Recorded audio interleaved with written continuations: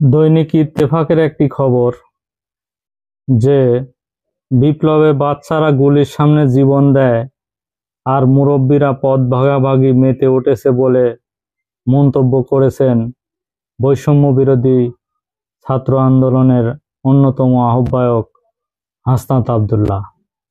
এই হাসনাত আব্দুল্লাহ এবং সার্জিস আলম আসলে জীবন বাজি রেখে তারা বৈষম্য বিরোধী ছাত্র আন্দোলন করেছে এবং এখন পর্যন্ত বাংলাদেশের সার্বিক রাজনৈতিক পরিস্থিতি তারা বিবেচনা করে মাঠের আন্দোলনে তারা সক্রিয়।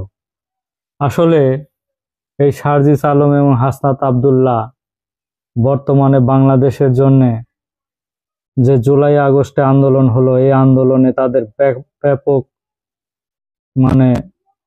সক্রিয় ছিলেন তারা, এবং এই আন্দোলন করার জন্য আসলে দেশবাসী তাদের ধন্যবাদ জানানো উচিত বলে আমি মনে করি। শনিবার 16 নভেম্বর সকালে রাজধানীর জাতীয় শিক্ষা ব্যবস্থাপনা একাডেমি নায়েম শিক্ষা অধিকার সংসদে আয়োজিত এক আলোচনা সভায় তিনি একথা বলেন যে ছাত্ররা আন্দোলন করেছে এবং সামনে বুক পেতে দিয়েছে, আর মুরব্বীরা তার পদ ভাগাভাগি নিয়ে তারা ব্যস্ত রয়েছে, এরকম একটি উক্তি করেছেন।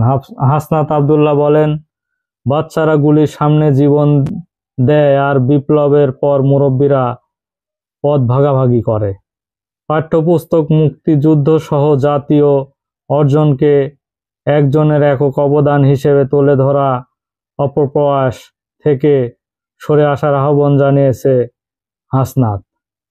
পাঠ্যপুস্তকে শেখ মুজিবুর রহমান এবং তার পরিবারের অতিরঞ্জিত প্রশংসার ফলে তারা অতি বিরক্ত এবং উদ্বেগ হয়েছে বাংলাদেশের এই জনগণ।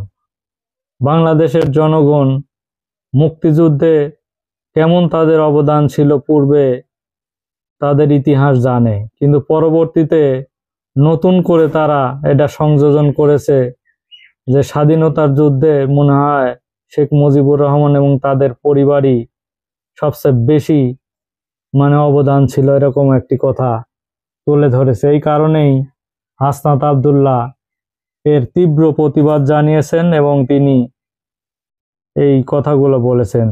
তিনি আরো বলেন, তরুণরা শুধু ইতিহাসের পাঠক নয়, এবার তারা ইতিহাস সৃষ্টি করেছে, তাই ইতিহাসে যার যে অবদান পাঠ্যপুস্তকে তাই লিপিবদ্ধ করা হবে। ইতিহাস কোনো বিকৃতি করা হবে না, ইতিহাসে আসলে যাদের যে অবদান সেটাই তুলে ধরতে হবে বলে এই হাসনাত আব্দুল্লাহ জানিয়েছেন। ধন্যবাদ সবাইকে।